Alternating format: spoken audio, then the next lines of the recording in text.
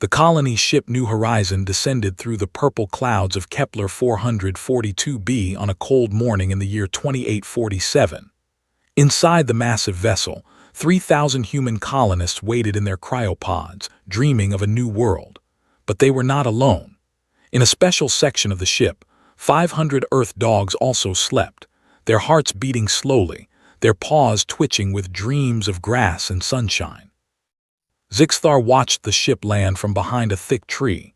The young Kelari had never seen anything like it. The vessel was huge, bigger than the great temple in the capital city. Steam rose from its metal skin as it touched the ground, and Zixthar's 4 eyes blinked in wonder. The Kelari were a quiet people. They stood about 4 feet tall, with blue-gray skin and thin arms that ended in 3 delicate fingers. Their faces were flat, with no nose, just 2 small holes for breathing. They had lived on this world for 10,000 years, building simple villages and farming the purple fields. But life was hard. The Kelari were always afraid. Giant predators called night stalkers hunted them in the dark. Storms destroyed their crops. Disease took their children. The Kelari had learned to accept suffering as normal. They did not laugh much. They did not play. They simply survived. When the ship's door opened, Zixthar expected monsters. The old stories said that creatures from the sky were always dangerous, but instead, strange beings walked down the ramp. They were tall, with only 2 eyes, and their skin came in different colors. They wore thick suits and carried equipment. And beside them walked animals. Zixthar had never seen a dog before. The creature that bounded down the ramp was golden-colored, with a long tail that moved back and forth very fast. Its mouth was open, showing its tongue, and it looked almost like it was smiling. The golden creature saw Zixthar hiding behind the tree. Before anyone could stop it, the animal ran toward the young Kelari at full speed. Zixthar froze. This was how death came, fast and without warning. The creature would tear out his throat just like the Night Stalkers did to his uncle last winter. But the creature did not attack. Instead, it stopped in front of Zixthar and sat down. Its tail still moved back and forth, sweeping the purple grass. The creature made a soft sound, almost like a question. "Bailey, come back here." A human female ran toward them, looking worried. She had hair the color of fire and skin covered with small brown spots. "I'm so sorry. She's very friendly. She won't hurt you, I promise." Zixthar did not understand the words, but he understood the tone. The human was not angry. She was apologizing. The creature called Bailey leaned forward and touched its cold nose to Zixthar's hand. The young Kelari jumped back, but Bailey just sat there, waiting patiently. Slowly, carefully, Zixthar reached out his 3-fingered hand. He touched the creature's head. The fur was soft, softer than anything he had ever felt. Bailey closed her eyes and pushed her head against his palm. Something strange happened inside Zixthar's chest, a warm feeling he did not recognize. His mouth tried to do something it had never done before. The corners lifted up. He was smiling. "Well, I'll be," the human female said. She had a device in her ear that began translating her words into sounds Zixthar could understand. "Looks like Bailey just made first contact." The human's name was Sarah Chen.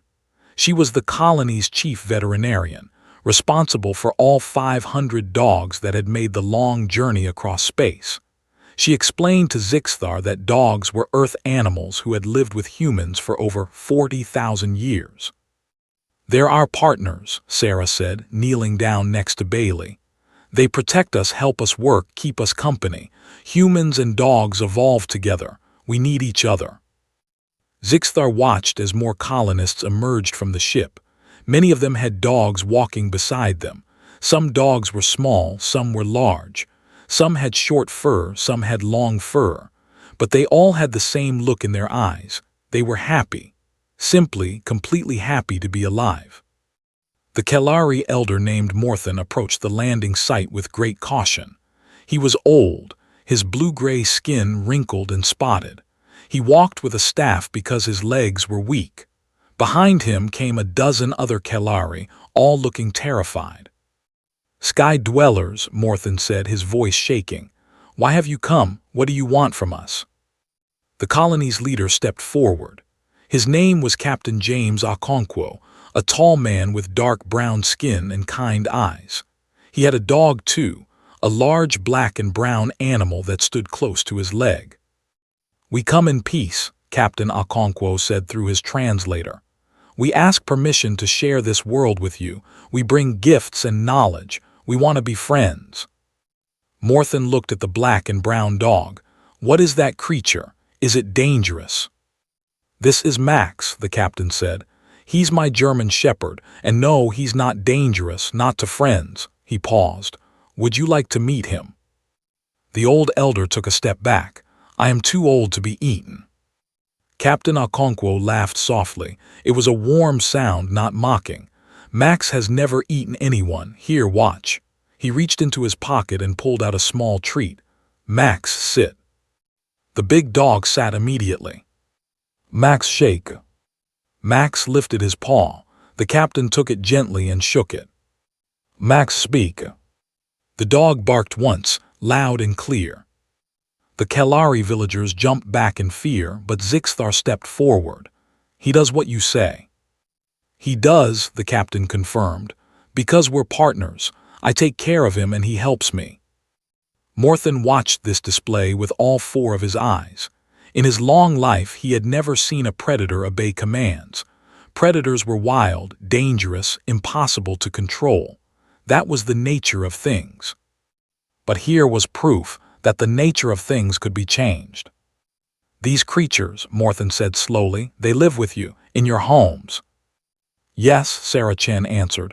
"They sleep in our beds, they eat with us, they play with our children." "Play?" Morthen did not know this word. "Play," Sarah repeated. She picked up a stick and threw it across the field. Bailey immediately ran after it, grabbed it in her mouth and brought it back, her tail wagging furiously. Zixthar watched this and felt that strange warm feeling again. Why does she do that? "Because it's fun," Sarah said.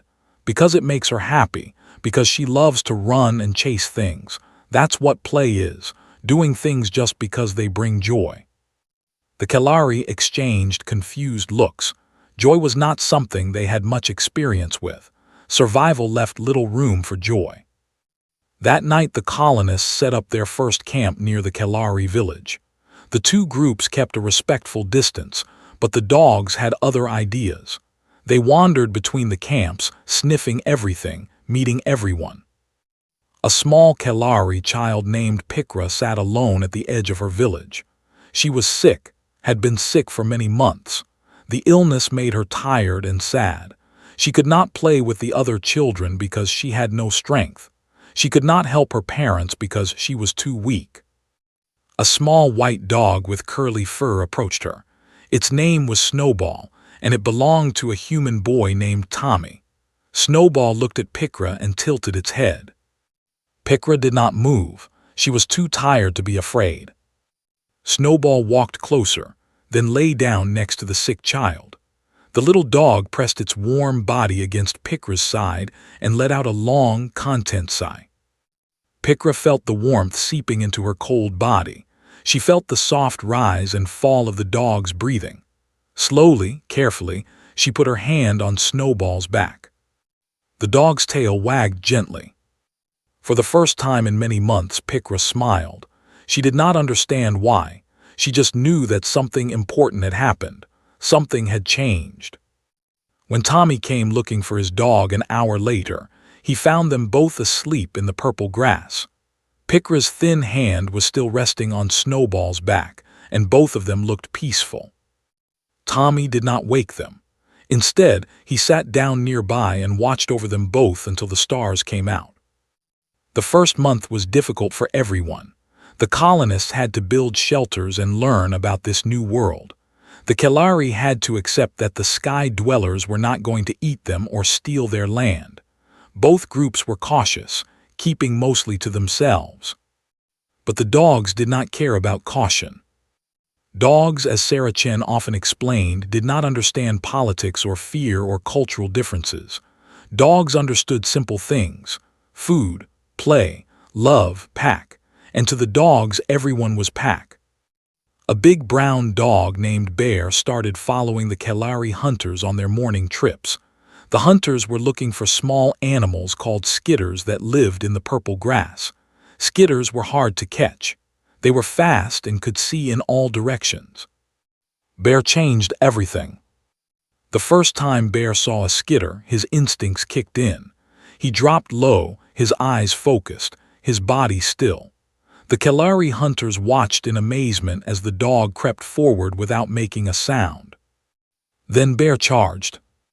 The skitter ran, but Bear was faster. He cut off its escape path, driving it directly toward the waiting hunters. They caught 3 skitters that day, more than they had caught in the previous week. "Your animal," a hunter named Crixel said to Sarah Chen that evening. "He hunts with us." "He does," Sarah confirmed. "Dogs have been helping humans hunt for thousands of years. They're very good at it." Crixel looked at Bear, who was happily eating a piece of skitter meat that the hunters had given him as thanks. "He works for food." "He works because he loves it," Sarah said. "The food is just a bonus. Hunting makes him feel useful, like he's part of the team." Crixel thought about this for a long time. In Kalari society, everyone worked because they had to. Work was suffering. Work was duty. The idea that someone might work because they loved it was strange and wonderful. "Can he teach our animals to hunt like this?" Crixel asked. Sarah smiled. "Dogs can't really teach other animals, but they can work with you. Maybe we could share some dogs with your village. They could help protect you, help you hunt, keep you company." The word protect caught Crixel's attention. "Protect from what?" "From anything that tries to hurt you," Sarah said. "That's what dogs do. They protect their pack." 2 weeks later, the first Night Stalker attacked. It came in the darkness, as Night Stalkers always did. The creature was 20 feet long, with 6 legs and a mouth full of sharp teeth. It had no eyes, but it could smell prey from miles away. For thousands of years, Night Stalkers had hunted the Kalari. They took the old, the young, the sick. No one could stop them. This time was different. The Night Stalker approached the Kalari village from the north, drawn by the smell of sleeping bodies. It moved silently through the purple grass, its teeth ready for the kill. But before it reached the first hut, it encountered something unexpected. 12 dogs had taken up positions around the village. They were not sleeping. They were watching, smelling, listening. When the Night Stalker got close, Bear was the first to sound the alarm. His bark was deep and loud, echoing through the night. Instantly, every other dog joined in. The noise was incredible, a chorus of warnings that woke everyone for miles around. The Kalari scrambled out of their homes, terrified. A Night Stalker was coming. They would lose someone tonight. They always did. But the dogs were not running. They were forming a line, shoulder to shoulder, facing the darkness. Their teeth were bared. Their hackles were raised. They looked like warriors. The Night Stalker paused. It had never encountered resistance before. Prey was supposed to run and hide. Prey was not supposed to stand and fight. Bear took a step forward and growled.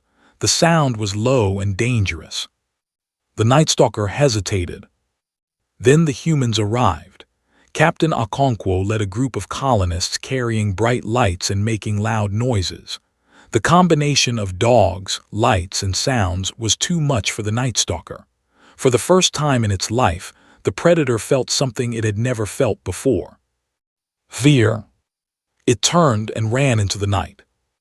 The Kalari stood in shocked silence. Morthen leaned heavily on his staff, his old heart pounding. "The beast fled," he whispered. "It fled." "Dogs protect their pack," Captain Okonkwo said, reaching down to scratch Bear behind the ears. "And your pack now." Morthen looked at the dogs, standing alert, still watching the darkness. These small, furry creatures had done what no Kalari had ever managed to do. They had made a Night Stalker run away. "We must talk," the old elder said. "There is much we need to learn from you." That night the Kalari and humans sat together for the first time. They shared food and stories and questions. The dogs wandered freely between them, accepting treats from both groups, spreading joy wherever they went. Pikra, the sick child, sat with Snowball in her lap. The little white dog had barely left her side since that first night. Pikra's parents noticed that their daughter was smiling more. She was eating more. She even had enough energy to walk around the village. "The white creature," Pikra's mother said to Sarah Chen, "it heals our daughter." "Dogs don't heal bodies," Sarah explained gently, "but they heal hearts. When your heart is happy, your body works better." Pikra's mother did not fully understand, but she did not need to. She could see the change in her child. That was enough. As the night wore on, the captain and Elder Morthen talked about the future. "We want to share this world with you," the captain said. "We can teach you our technology, our medicine, our farming methods.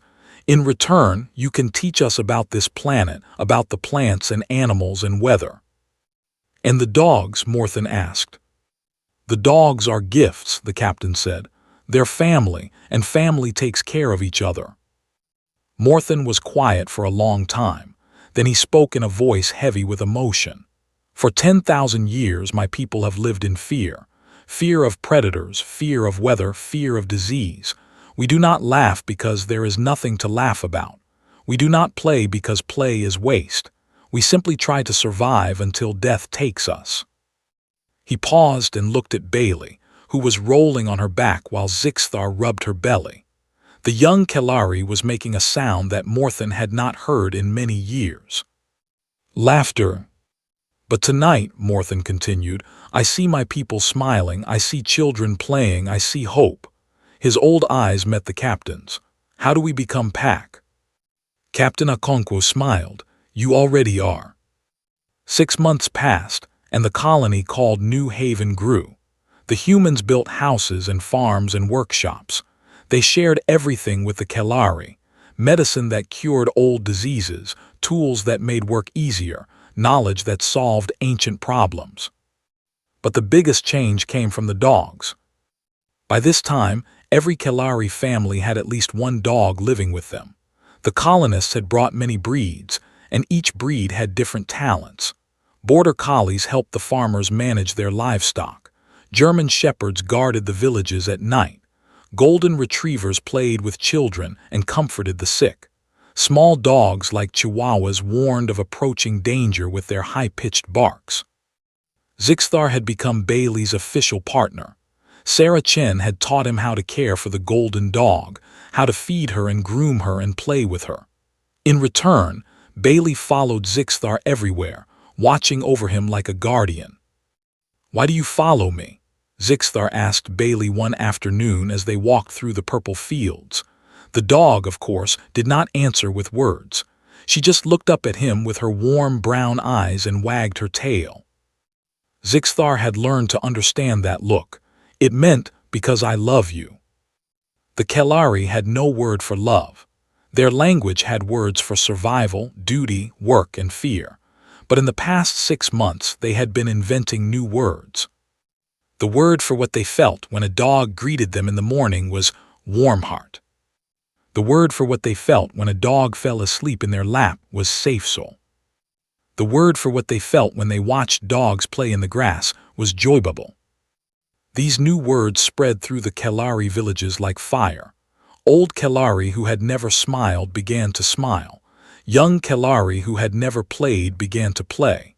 The entire culture was changing, one wagging tail at a time. But not everyone was happy about the changes. Gorthan was a warrior. He led the Kalari's small defense force, a group of 20 fighters who tried to protect the villages from Nightstalkers. They rarely succeeded.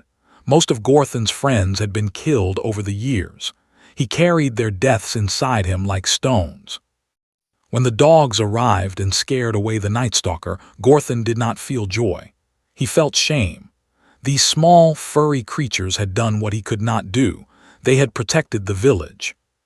"We do not need the Sky Dwellers' animals," Gorthon told the village council. "We have survived 10,000 years without them. We can continue to survive." "Survive, yes," Elder Morthon replied. "But is survival enough? Look at our people, Gorthon. They are happy for the first time in generations." "Happiness makes you weak," Gorthon argued. "When the sky dwellers leave, we will need to be strong again. Their animals make us soft." "The sky dwellers are not leaving," the captain said. He had been invited to speak at the council meeting. "This is our home now, too. We're not visitors. We're neighbors, partners." Gorthon stood up angrily. "Partners share power equally, but we have nothing to offer you. You have ships and weapons and medicine. We have nothing." "That's not true," Saracen spoke up. "You know this planet better than we ever will. You know which plants are safe to eat, which animals are dangerous when the storms are coming. That knowledge is valuable. And more importantly," the captain added, "you have history, culture, stories, 10,000 years of wisdom that we can learn from." Gorthon was not convinced. He stormed out of the meeting and refused to speak to any humans for days. But the dogs did not care about his anger. Bear, the big brown hunting dog, started following Gorthon around. At first, Gorthon tried to chase him away. He shouted. He threw rocks carefully so they missed. He ignored the dog completely. Bear did not give up. Every morning, Bear was waiting outside Gorthon's hut. Every evening, Bear followed him home. The dog never got too close, never pushed too hard. He just stayed nearby, watching, waiting. "Why do you follow me?" Gorthon finally demanded. "I do not want you." Bear tilted his head and wagged his tail slowly. Then he lay down and put his head on his paws, looking up at Gorthon with patient eyes. "You are wasting your time," Gorthon grumbled, but he did not chase the dog away. Weeks passed. Bear continued his patient pursuit. Gorthon continued to resist, but slowly something began to change. One night Gorthon had a nightmare. He dreamed about the friends he had lost to Nightstalkers. He woke up shaking and sweating, his heart pounding with fear and grief. Bear was lying at the foot of his bed. The dog lifted his head and looked at Gorthon with concern. Then, slowly, Bear crawled up and pressed his warm body against the warrior's side. Gorthon wanted to push him away. He wanted to stay angry, but he was so tired. He had been carrying his grief alone for so many years. He put his arm around Bear and let the tears come. Saracen found them the next morning, both asleep, the warrior's face buried in the dog's fur. She quietly closed the door and left them alone. When Gorthon emerged hours later, something had changed. He was not smiling, not exactly, but the hard look in his eyes had softened. "The animal," he said to Saracen, "how do I take care of him?" "I'll teach you," Sarah said. From that day forward, Gorthon and Bear were partners. The warrior began to change. He started working with the human security team, combining Kalari knowledge with human technology. He helped design better defenses for the villages. He even began to laugh sometimes when Bear did something funny. The other Kalari warriors saw the change in their leader and began to accept the dogs too. Soon, every patrol included at least one dog, and the patrols became much more effective. The dogs could smell danger before it arrived and hear sounds that Kalari ears missed. The Nightstalkers stopped attacking the villages. They learned that the villages were protected now, and they went to find easier prey elsewhere. For the first time in 10,000 years, the Kalari could sleep without fear. Morthon called another council meeting to discuss the future. This time, Gorthon attended with Bear at his side. "The dogs have changed us," Morthon said. "They have taught us things we did not know about ourselves. They have taught us how to be happy." "They have not changed what we are," Gorthon added. "They have shown us what we could be." The captain nodded. "On Earth, we have a saying, dogs don't just adapt to their people. They help their people adapt to new possibilities." "How did your kind and the dogs become partners?" Zixthar asked. He was attending the council for the first time, representing the younger generation of Kelari. Sarah Chen smiled. It happened about 40,000 years ago. Our ancestors were living in caves, always afraid of predators, always struggling to survive. Sound familiar? The Kelari nodded. Then we met wolves, wild animals, dangerous but smart. Some wolves started following human camps, eating the scraps we left behind. Over time, they became less afraid of us, and we became less afraid of them. The wolves became dogs, Morthen asked. Slowly, over thousands of years. The friendliest wolves had puppies, and those puppies were even friendlier. We fed them, and they protected us. We hunted together, played together, lived together. They changed us, and we changed them. They made you stronger, Gorthan asked. They made us better, the captain said. Having dogs taught humans about loyalty, about unconditional love, about joy. Dogs don't care if you're rich or poor, smart or foolish. They just love you. That taught us how to love each other more. Zixthar looked down at Bailey, who was sleeping on his foot. This is why you brought them across the stars, to share them with us. We couldn't imagine building a new civilization without them, Sarah said. Dogs are part of who we are. Sharing them with you is sharing the best of ourselves. Morthen stood up, leaning heavily on his staff. Then let us build this new civilization together.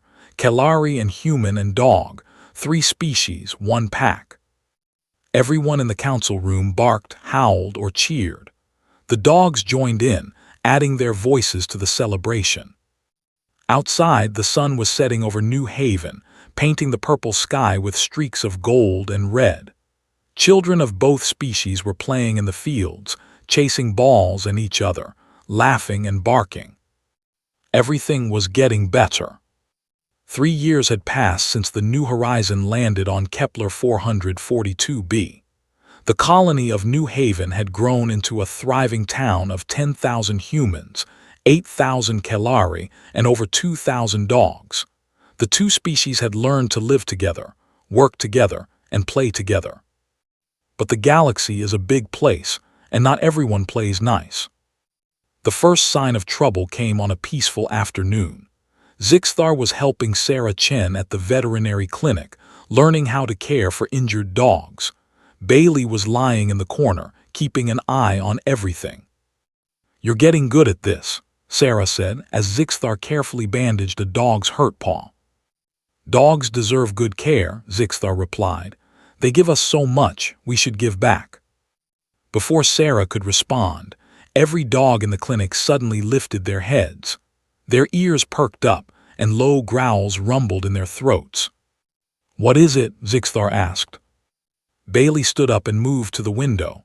She stared at the sky and barked once, sharp and warning. Sarah looked up and felt her blood run cold. A ship was descending through the clouds. It was not a human ship. It was sleek and silver, with sharp angles and no visible windows. Sarah recognized the design from news reports she had seen years ago. The Vexar, she whispered. The Vexar were conquerors. They traveled from world to world, taking what they wanted, destroying what they did not need. They had no kindness, no mercy, no understanding of cooperation. They saw other species as resources to be used up and thrown away. And now they had found New Haven. Captain Okonkwo called an emergency meeting. Every leader, human and Kelari, crowded into the town hall. The dogs came too, sensing the fear in their people.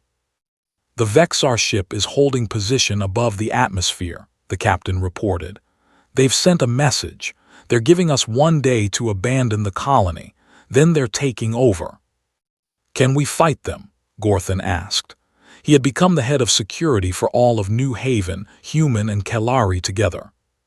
Their ship is heavily armed, the captain said.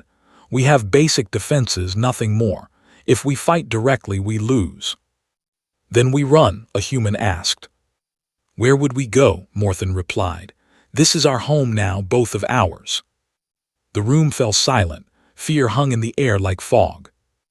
Then Bailey walked to the center of the room. The golden dog looked around at all the worried faces. Then she did something unexpected. She lay down, put her head on her paws, and wagged her tail slowly. Zixthar laughed despite his fear. Bailey is not worried. Dogs don't understand space battles, someone muttered. No, Sarah Chen said, standing up. But they understand something important. Dogs taught humans to work as a pack. Alone, wolves were dangerous but limited. Together with humans, they became something more. We became something more together. What are you saying? The captain asked. I'm saying maybe we don't have to fight alone. The Vexar are powerful, but they're bullies. They pick on easy targets, species that can't fight back. They've never faced a true pack before. Gorthan's eyes lit up with understanding. We make them afraid. Exactly, Sarah said. We show them that attacking us would cost more than it's worth. The next few hours were the busiest New Haven had ever seen. Everyone worked together, humans and Kelari and dogs, preparing a welcome the Vexar would never forget. When the Vexar shuttle landed in the main field the next morning, they were expecting scared villagers ready to surrender. What they found was very different. The Vexar were tall, almost 8 feet, with gray skin covered in hard plates like armor. Their eyes were small and dark, like holes into nothing. They carried weapons that crackled with energy. The Vexar commander stepped off the shuttle and looked around. His translator device turned his hissing voice into words both humans and Kelari could understand. Where are your leaders? We will accept your surrender now. Captain Okonkwo stepped forward. He was not alone. Gorthan stood beside him and Max stood between them. Behind them, in perfect formation, stood the entire population of New Haven.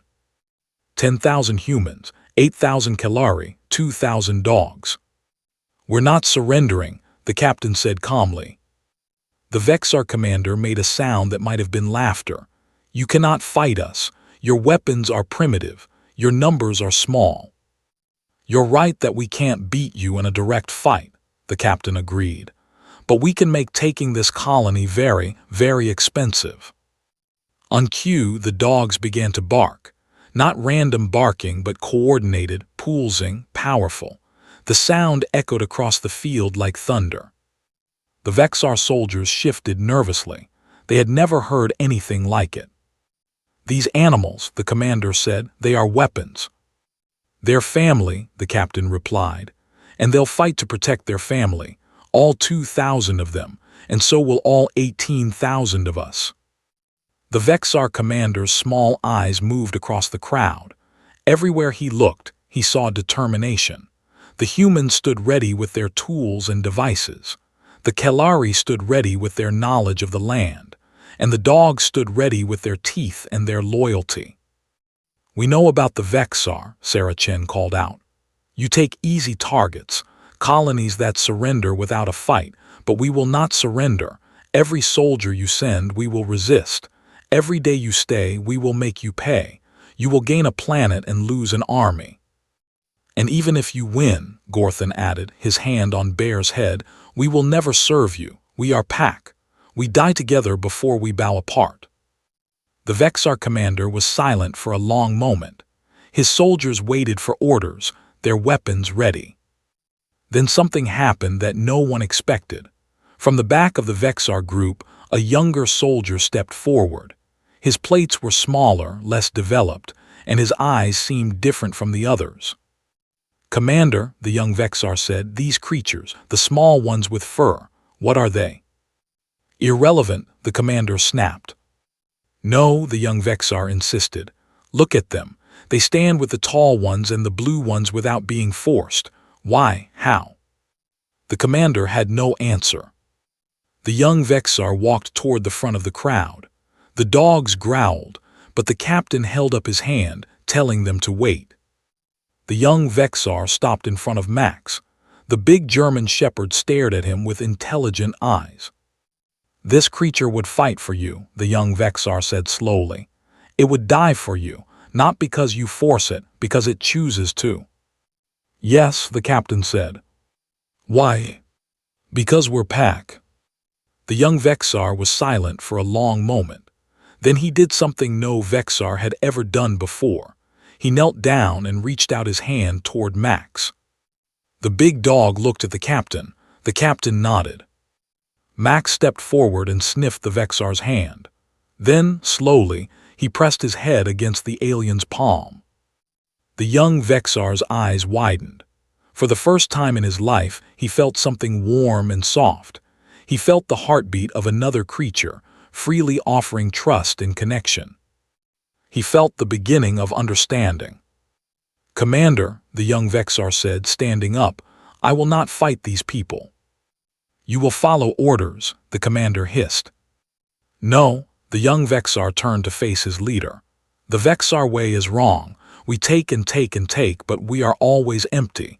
These people have something we don't, something we need." "And what is that?" "Pack."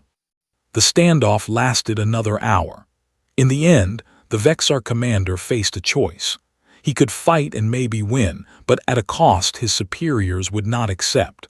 Or he could withdraw and report that this colony was not worth the trouble. He chose to leave.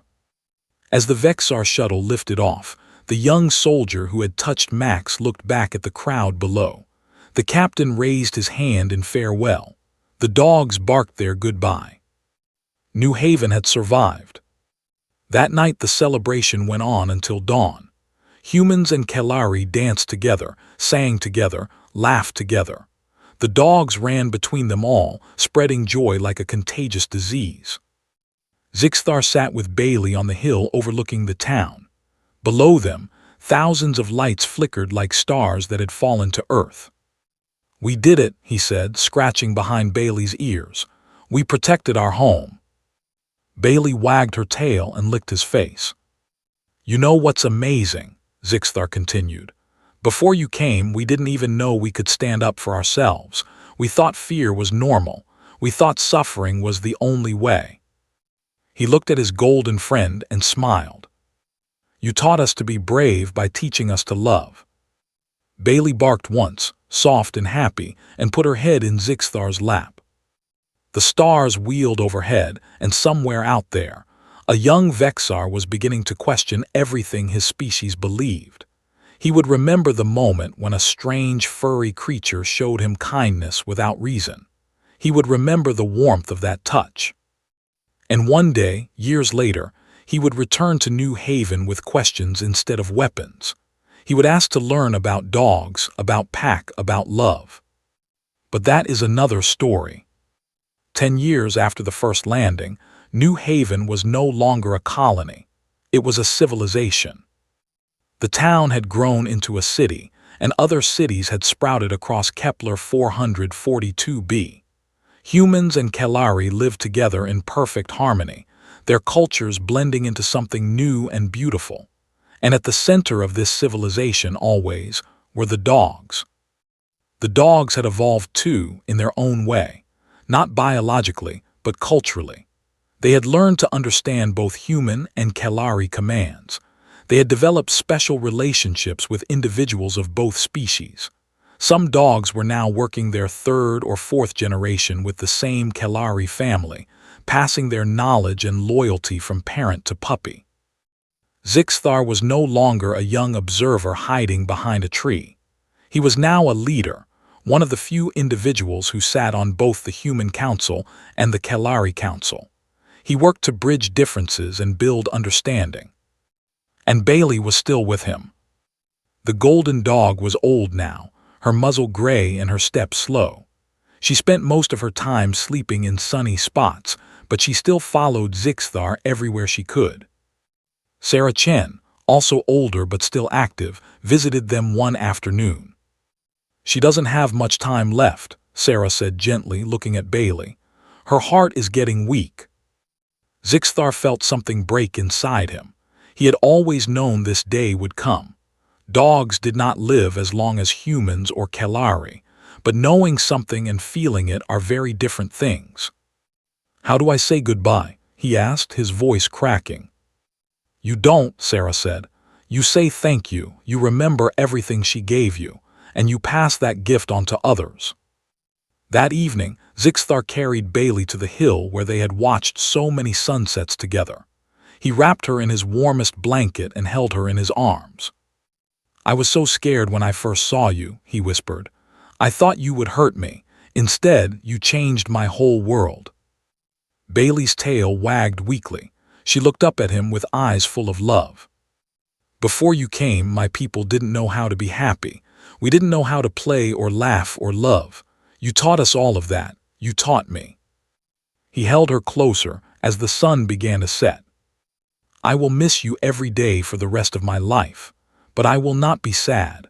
Because of you, I know what joy feels like, and I will spend the rest of my life spreading that joy to others." Bailey licked his hand once, gentle and slow. "Thank you," Zixthar said. "Thank you for choosing me." As the last light faded from the sky, Bailey closed her eyes and let out a long, peaceful sigh. Her heart beat once, twice, and then was still. Zixthar held her for a long time, tears running down his face. But they were not only tears of sadness. They were tears of gratitude, of love, of remembering. The next morning, all of New Haven came out to say goodbye to Bailey. The golden dog who had made first contact. The ambassador who had bridged two species with nothing but a wagging tail and an open heart. They buried her on the hill where she and Zixthar had shared so many moments. A simple stone marked the spot. Bailey, the first Earth dog on Kepler 442b, she taught us how to love. But life does not stop for grief. New puppies are born, new friendships are made, new adventures begin. 3 months after Bailey's passing, Sarah Chen came to Zixthar's home with a small basket. "I have something for you," she said. Inside the basket was a golden puppy. She had her eyes closed, still too young to open them.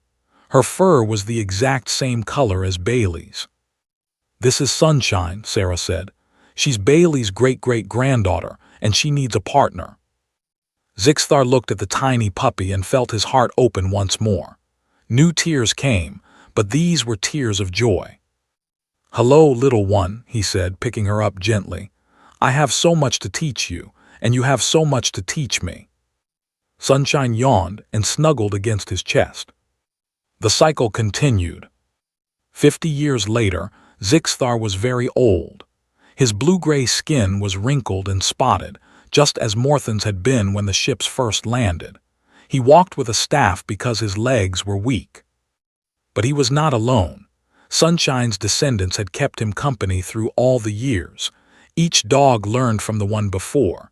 Each dog brought new joy to his life. Now Zixthar stood before a crowd of thousands, ready to give the most important speech of his life. Beside him sat Luna, the current puppy in Bailey's line. Luna was young and energetic, but she sat still and dignified, as if she understood the importance of the moment. The crowd was not just humans and Kalari. Mixed among them were representatives from a dozen other species who had come to learn about the New Haven way. The Vexar were there too, led by Jexkar, the young soldier who had touched Max all those years ago. He had become the leader of a peaceful Vexar movement, and his people were slowly learning new ways. "My friends," Zixthar began, his voice still strong, "I was asked to explain why our civilization has succeeded where so many others have failed. Why humans and Kalari live in harmony when other species tear each other apart." He looked out at the crowd, at all the different faces watching him. "The answer is simple. The answer is dogs." Some in the crowd laughed. Others looked confused. Zixthar smiled and continued. "I know it sounds strange. How can small furry animals change the fate of civilizations? But let me tell you what dogs really are." He reached down and stroked Luna's head. "Dogs are living proof that different species can love each other. They show us that loyalty does not require words. They teach us that joy is more important than fear. They remind us, every single day, that we are not alone in the universe." He looked at Jexkar. When humans first met dogs 40,000 years ago, both species were struggling to survive. Together, they thrived. The dogs got food and shelter. The humans got protection and companionship. But more than that, they got a teacher. Dogs taught humans how to be better humans. Zixthar straightened up, his voice growing stronger. And when humans came to this world, they brought that gift with them. They did not just bring technology and medicine. They brought love in its purest form. They brought joy with 4 legs and wagging tails. Luna barked once, as if agreeing. My species was dying, Zixthar continued. Not from predators or disease, but from hopelessness. We had forgotten how to be happy. We had forgotten how to play. We had forgotten that life could be more than survival. He looked at the human contingent in the crowd. The humans did not conquer us. They did not convert us. They simply shared their greatest treasure, and that treasure changed everything. He looked at the Kelari in the crowd. Now we laugh, now we play, now we love, now we are pack. He looked at all the other species watching him. This is what I want to share with you today. Not weapons, not technology, not political systems. I want to share the wisdom of dogs. Zixthar picked up Luna and held her so everyone could see. Love without condition, loyalty without demand, joy without reason, forgiveness without limit. This is what dogs offer. This is what we can offer each other. He set Luna down and spread his arms wide. When Terran colonists arrive, they bring Earth dogs and everything gets better. Not because dogs are magic, because dogs remind us of what we can be. They remind us that pack is stronger than one. They remind us that love is the greatest power in the universe. He bowed his head. That is the secret of New Haven. That is the gift we offer the galaxy. Not just dogs, but the lesson they teach. Be loyal, be kind, be joyful, be pack. The crowd erupted in cheers and applause. Humans and Kelari and Vexar and a dozen other species celebrated together. The dogs among them barked and wagged their tails, adding their voices to the chorus. Zixthar sat down heavily, tired but happy. Luna jumped into his lap and licked his face. Good girl, he whispered, good girl. Sarah Chen, now very old herself, made her way through the crowd to sit beside him. She had a white dog with curly fur in her arms, Snowball's great-great-great-granddaughter. Bailey would be proud, Sarah said. Bailey is proud, Zixthar replied. She's watching from wherever good dogs go. They sat together, 2 old friends, watching the celebration spread across the city. Everywhere they looked, they saw dogs playing with children, dogs walking with workers, dogs sleeping in sunny spots while life bustled around them. Everything was better. And somewhere in the vast galaxy, word was spreading. Stories of a civilization where different species lived in harmony, where fear had been replaced by hope, where the secret of peace was as simple as a wagging tail. Other species began to ask questions. What were these dogs? Where could they get some? How did they work their magic? The humans and Kelari were happy to share. They had enough dogs now to spare. More importantly, they had enough love to spare. Ships began to leave New Haven carrying precious cargo. Not weapons, not gold, not technology. Puppies. Carefully selected, lovingly raised, ready to change the galaxy one wagging tail at a time. Because when Terran colonists arrive, they bring Earth dogs. And everything gets better. The end.